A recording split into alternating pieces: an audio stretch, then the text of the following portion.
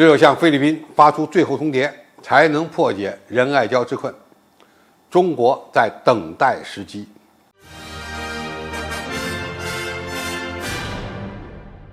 观众朋友，大家好，我是付全少。近日，关于中国海警船使用水炮打击菲律宾船只的画面引发了轩然大波。菲律宾继续在国际上卖惨，然而中国这次并没有惯着菲律宾，而是发出了非常严重的警告。我外交部发言人及中国海警局发言人已经分别就仁爱礁问题答记者问，敦促菲律宾拖走坐滩军舰，恢复仁爱礁的原状，并对美国动辄以履行美菲共同防御条约来威胁中方的做法表达不满。但是中国同时也表示愿意通过商谈探讨管控仁爱礁局势的具体措施。这就带来一个问题，中国如何才能够化解仁爱礁上的菲律宾破船之困呢？首先，这次水炮伺候和要求拖船已经给菲律宾画下了红线，但是菲律宾继续挑衅仍是大概率事件，因为这是美国的战略设计，谁也不能低估菲律宾国内亲美势力的能量。过去中国对菲律宾这条破船的态度就是让其自然老化，最后自己撤走人员。这么搞的好处是不会引发中菲的激烈对抗，而缺点是时间跨度要几十年。但是这次菲律宾直接向破船上运送建筑材料，这就挑战了中国的底线。而中国的海警船此次动用水炮，就等于画下了红线，因为我们海警船上的武器本身就代表着真理。这次中方要求菲律宾拖走船只是前所未有的，说明距离最后摊牌不远了。第二，菲律宾此举违反了南海行为准则的共识，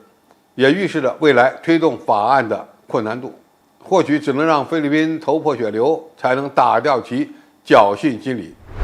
按照中国与东盟所达成的南海行为准则，各方都不应该在南海新建新的岛礁，而菲律宾准备加固其坐滩的破船，并导致了以中国的紧张局势，几乎呢就是一个异类。从现实的角度来看，中国不动用强力手段，菲律宾还以为中国好说话，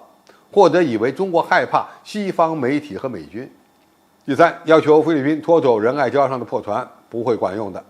除非我们发出最后通牒。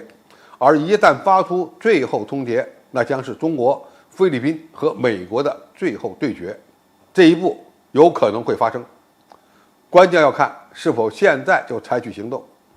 道理很简单，一旦中国限定时间要求菲律宾将船拖走，菲律宾一定不会配合，那么中国就会自己采取行动。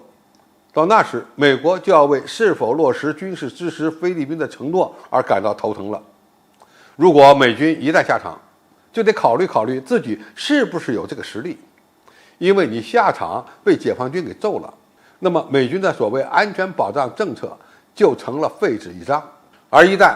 美军的行动给解放军造成了损失，我们倒是可以在台湾问题解决之前先解决亚太美军的问题。毕竟台湾问题的本质就是中美双方力量所决定的。如果美军不敢下场，那么菲律宾的亲美势力就会被残酷的现实所教育，而且呢，也就不会有仁爱礁的问题了。如果我们再往深处想一层，那么中国与菲律宾在仁爱礁的较量，在本质上还是中美所主导的南海局势的一场博弈。美国想在中国推动的南海行为准则落地之前，强化菲律宾破船这个蝎子，而中国呢，到了必须亮出红线的时候了。中国海警和中国军队只有敢战才能止战，因为我们表面上对付的是菲律宾，而实际上还是在与美国摊牌。